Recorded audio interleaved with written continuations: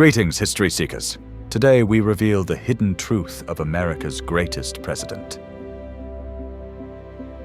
We picture a gentle emancipator, a quiet lawyer plagued by crippling sadness and sorrow. Yet to save a broken nation, this peaceful man became a cold, calculating, and ruthless warlord.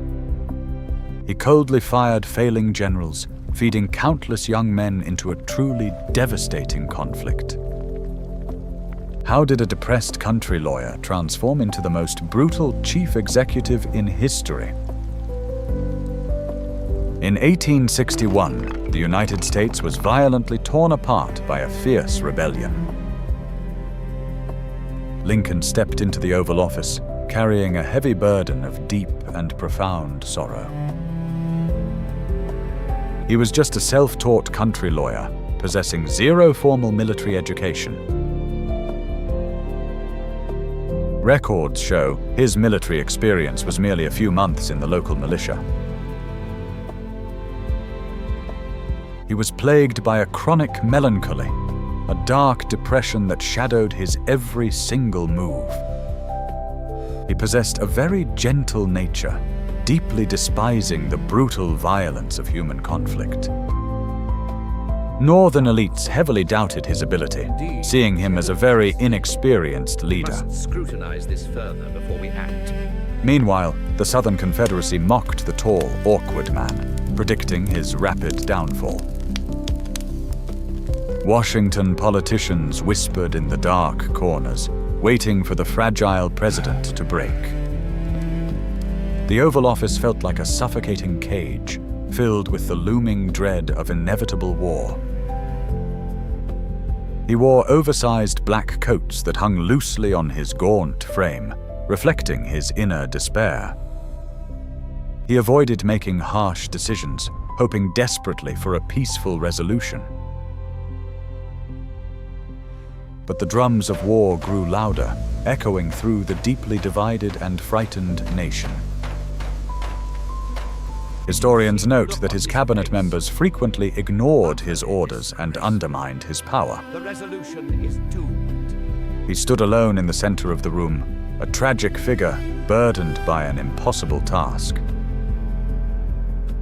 Every night, the crippling weight of the fractured Union pushed him deeper into his dark depression. He paced the wooden floors endlessly, haunted by the terrifying prospect of massive devastation. The public demanded swift action, yet the melancholic president hesitated, fearing harsh war. Not this hesitation. His sunken eyes revealed a man slowly being crushed by the immense gravity of the presidency.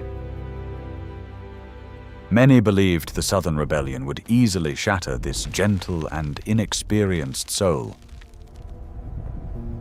He spent hours reading ancient poetry, seeking comfort in words while his country prepared to burn. The heavy shadows of the White House perfectly mirrored the dark abyss within his own troubled mind. He refused to embrace the harsh reality of war, clinging to the fading hope of a compromise. But the relentless pressure from radical politicians demanded an aggressive and violent response. The fragile peace finally shattered when rebel cannons fired upon a lonely federal fortress. The time for peaceful negotiation had ended, leaving a continent primed for absolute ruin. The melancholy lawyer was now the supreme commander of a nation plunging into total chaos. He had to build a massive army from nothing while fighting the crippling demons in his own head. The cruel irony of history placed a man who hated violence at the helm of a massive war. The gentle emancipator was entirely unprepared for the sheer scale of the coming nightmare. The early years of the Civil War became a horrifying nightmare for the struggling Northern Union. Despite possessing overwhelming industrial might, the Federal Army faced devastating defeats. The North had endless supplies and massive troop numbers, yet they simply could not secure a victory. The fatal flaw lay within the Union leadership, crippled by extreme caution and outright cowardice. General McClellan, the top Union commander, displayed this dazzling but highly timid leadership. He paraded in spotless, glittering uniforms, but constantly refused to engage the enemy. McClellan gathered a massive army, only to leave them sitting idle while the rebellion grew. In stark contrast, the Southern forces were led by the brilliant and aggressive Robert E. Lee. Lee moved like a terrifying phantom across the battlefield, consistently outsmarting the Union troops. His aristocratic dignity hid a lethal tactical genius that crushed the Northern armies. The gray uniforms of the Confederacy became a symbol of unstoppable armed power. Lincoln spent his nights trapped in the dark telegraph room, waiting desperately for any good news. The relentless clicking of the telegraph machine sounded like a grim countdown to the nation's end. Each incoming message brought horrifying reports of thousands of young men perishing in the mud. If you were paralyzed by depression and endless defeats, would you surrender to save countless lives? The president slumped in his wooden chair, physically ill from the staggering human cost of war. He crushed the telegraph papers in his trembling hands, weeping quietly in the suffocating darkness. His chronic melancholy reached its absolute peak, leaving him completely hollow and exhausted. Political pressure from Washington elites demanded that he surrender and let the South secede. Give up now! The radical faction screamed for a swift victory, ignoring the complex military reality. The Union soldiers suffered terribly in the muddy trenches, losing faith in their timid commanders. Their torn blue uniforms were soaked in crimson, reflecting the tragic incompetence of their generals. Lincoln begged McClellan to attack, but the arrogant general continually ignored the president's pleas. The gentle lawyer realized that his compassion was extending the war and multiplying the casualties. Historical archives revealed that his deep depression almost forced him to resign from the presidency. He stared blankly at the flickering dim oil lamp, surrounded by the haunting ghosts of the fallen soldiers. The nation was violently fading away, and the commander-in-chief seemed powerless to stop the ruin. Lee's army pushed further north, spreading panic and absolute terror throughout the capital city. The burden of leadership was breaking Lincoln, transforming his face into a mask of pure tragedy. The suffocating atmosphere of the war room mirrored the grim and hopeless reality on the front lines. He had to find a way to overcome his internal demons, or the United States would cease to exist. The soft-hearted man realized that pleading for peace only invited more aggression from the rebels. The time for hesitant diplomacy had passed. The survival of the Republic required a monster. A profound psychological shift began to take place within the darkest depths of his shattered mind. The weeping lawyer was about to fade, making way for the most ruthless warlord in American history. At the absolute bottom of his severe depression, Lincoln finally forged a cold and ruthless edge. He abandoned his gentle nature, fully embracing the brutal logic of a wartime executive. He marched into the Library of Congress, gathering piles of complex military strategy books. The self-taught lawyer began studying ancient battles, determined to be a true combat commander. He shed his oversized coat, rolling up his sleeves to reveal a shocking and intense determination.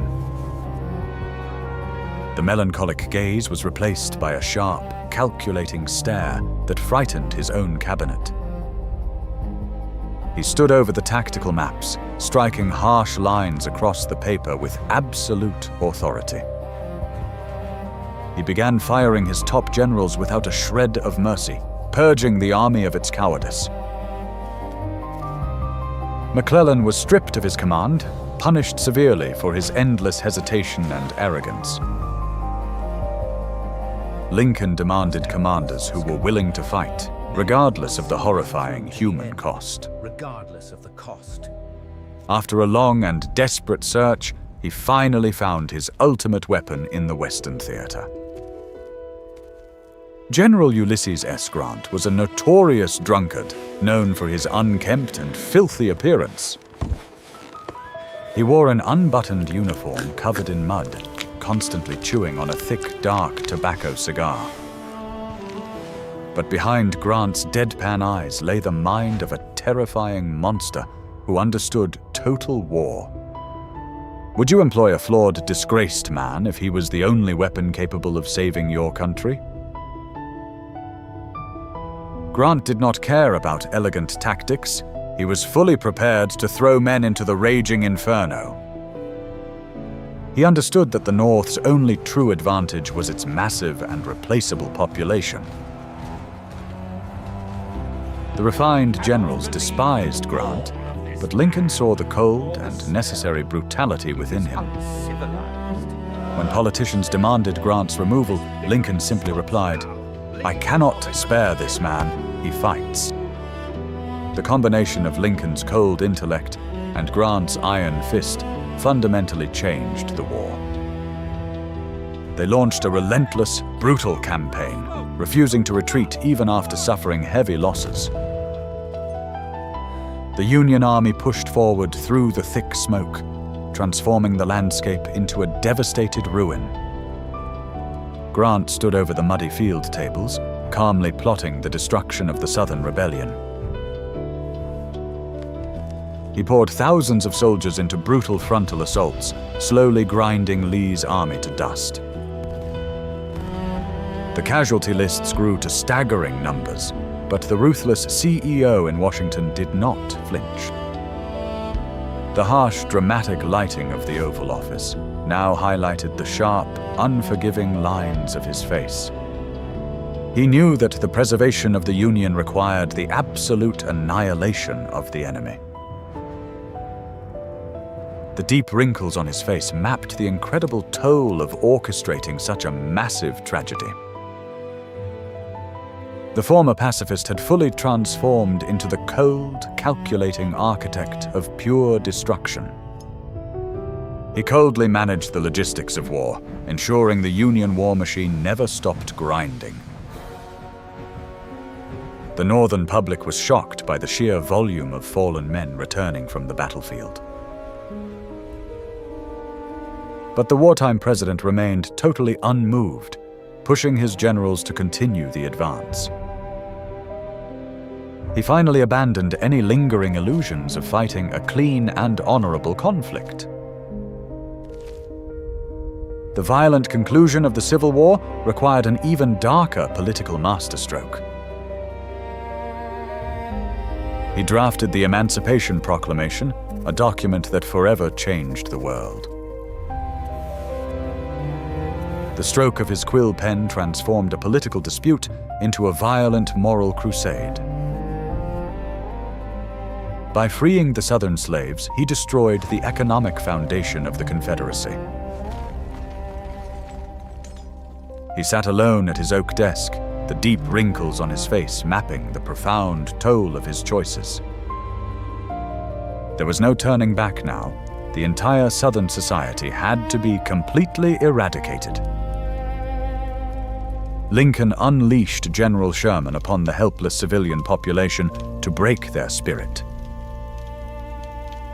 Sherman's infamous March to the Sea introduced the terrifying concept of absolute, total war.